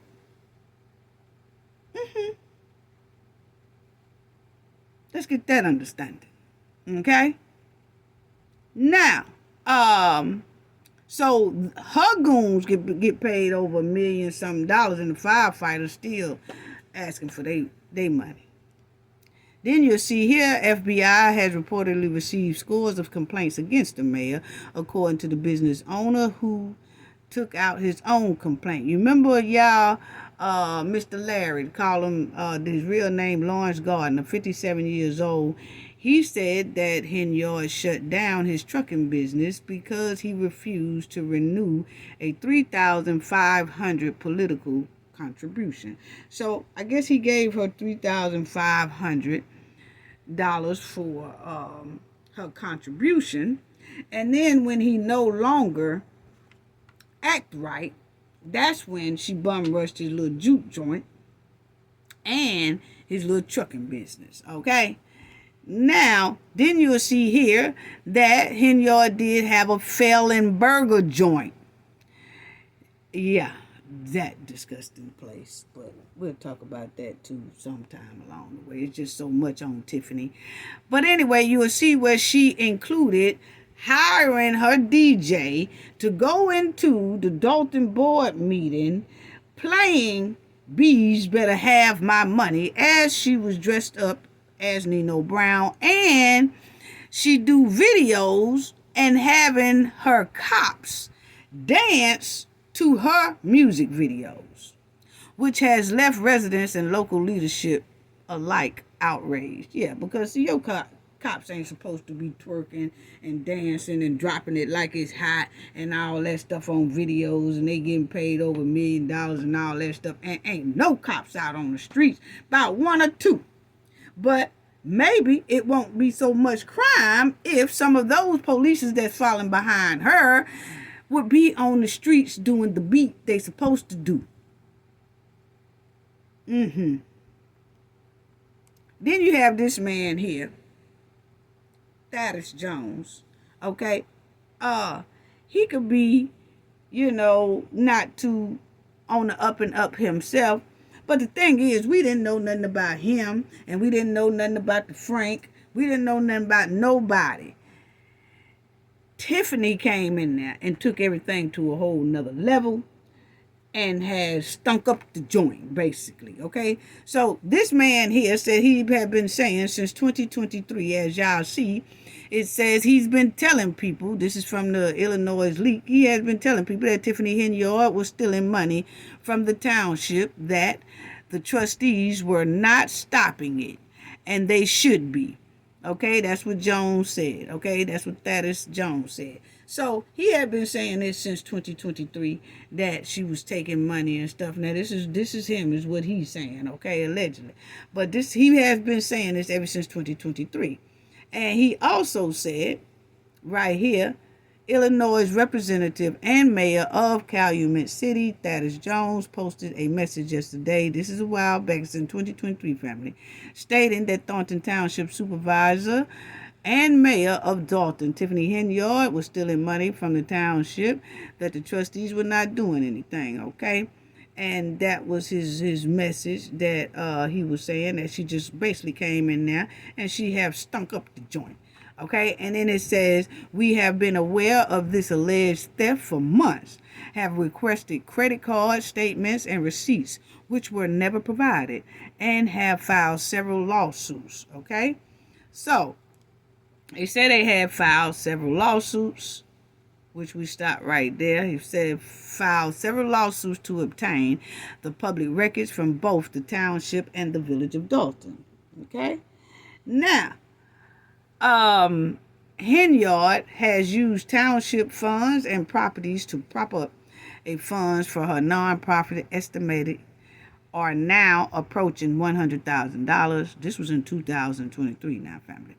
Just giving y'all a rundown. Henyard used road district funds to purchase 2 fully equipped police SUVs, only to have the state confiscate the illegal police license plate she put on them. So she had got some police vehicles from a fund that she shouldn't have got it from, but she did, and she got these 2 vehicles, and then the state confiscated 2 of the license plates on those vehicles because they wasn't supposed to be on there. They was illegal license plates, okay? But it seems like, allegedly, they say that Tiffany got some more illegal license plate on, like her car and another car or something like that, okay? Allegedly. Now you'll see here it says Henyard used township funds on a 10-day walk to Springfield for her nonprofit, costing tens of thousands of dollars. So, you know, they did hotels, they did all this stuff. They taking the government's money, taxpayers' dollars, okay? Henyard used township funds for electioneering, including with a sitting county judge. Wow. A Cook County judge. So they are saying that she also have been doing electioneering with a sitting judge. This is allegedly. That's what they saying now. This is what the Thaddeus is saying. Henyard used township funds to give away flat screens and for more electioneering. Okay?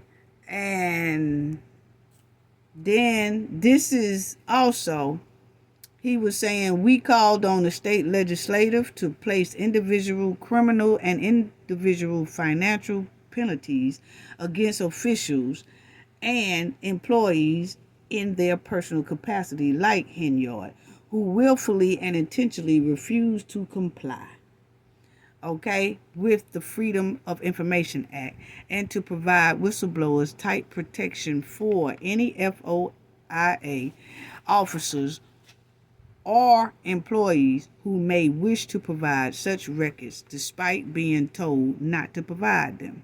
Taxpayers should not be on the hook for legal fees and penalties when public officials deliberately hide, forge, or otherwise refuse to provide public records. Okay, so wow. So he was saying all this in 2023, and here he had got a hold to some statements of an employee that they had fired. And this is when Tiffany and her goons went to Kansas City, the Lowe's Hotel, they spent over $4,000 at the Lowe's Hotel. All this is tax dollars money. So they took a trip to Kansas City, and on that trip, her and her goons spent over $4,000 at this hotel. And they got a list of things that they bought and did, and the rooms and all that stuff. And it all came to $4,000. You'll see the Lowe's Hotel right down here. Okay, and Lowe's is a pretty good hotel. I stay in a couple of Lowe's around in Atlanta area and things like that. So it's a very nice hotel. Yeah, you could clock up some dollars in a minute in a Lowe's hotel. But the thing is, they be out of our pocket, my pocket, my own pocket. It don't be from taxpayers that you taking their money and you paying for. You're supposed to pay for that out your own pocket, Tiffany. You're not supposed to be paying a Lowe's hotel and all that for your goons and your friends out of taxpayers' dollars. You got to pay that out your own pocket. But that just show you. So Tiffany should have a lot of money stacked up, because it looks like obviously she never uses her paycheck. She keeps and stacks her paycheck, but spends the government's money, the taxpayers' money. She don't have to touch hers. That's what it's given. That's what it's given. So that's the receipt again. So yeah, and then I want to say this, and then I want to close it out.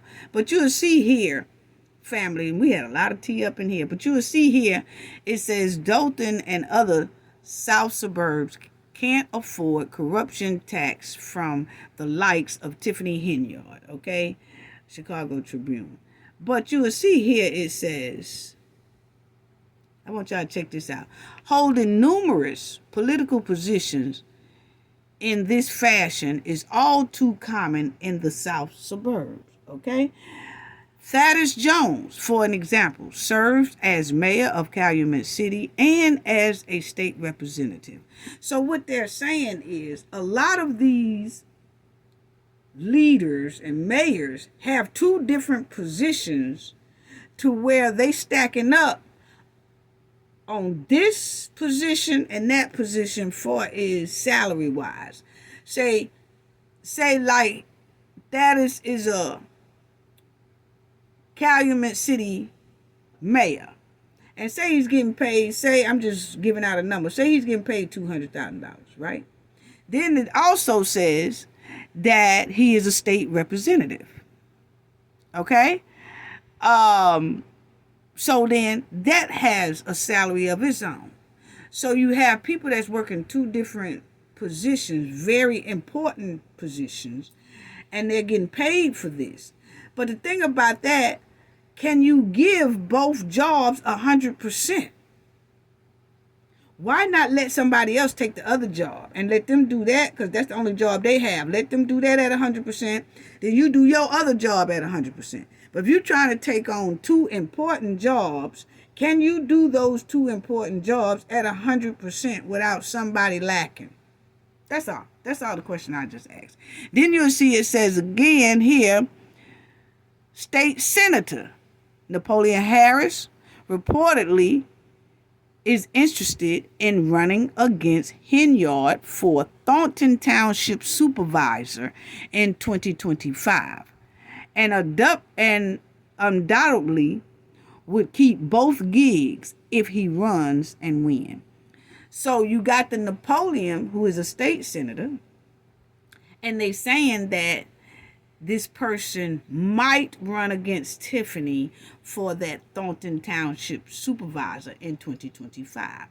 So now they're a state senate, and then they would be, if make it, the supervisor. So can they run both jobs at 100%?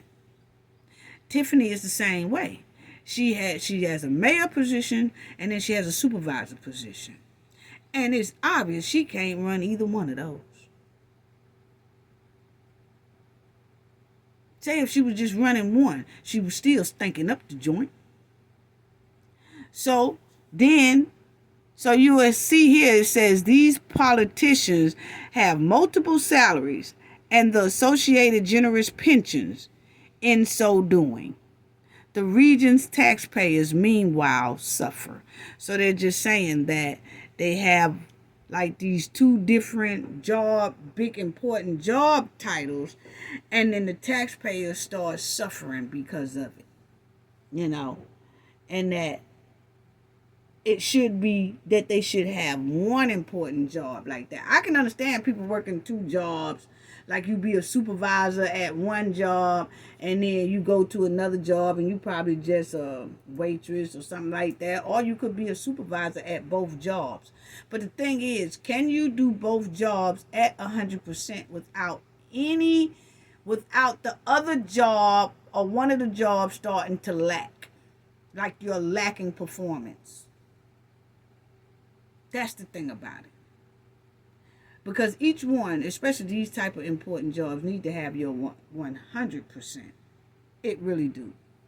So that's all I want to say about that. And I just want to also add that don't forget the people that's in the Thornton area, Riverdale area, Dalton area, all those that Alexis Wilson mother will be having that very nice honorable event for her daughter on July 27th at 5 p.m.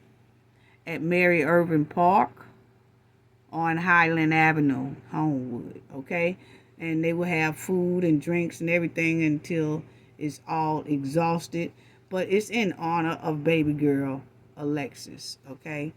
It's in honor of Alexis. So don't forget that. Anyone who is in the area, please support Miss Wilson and her family on this special day for Alexis Wilson, okay? Justice for Alexis. Justice for all families who are waiting on justice. And that's all I have to say about that. Gain knowledge to prevent blockage. And we all know what that means. The more you know, the harder it is for anybody to block you out from your goals and success. Bye-bye.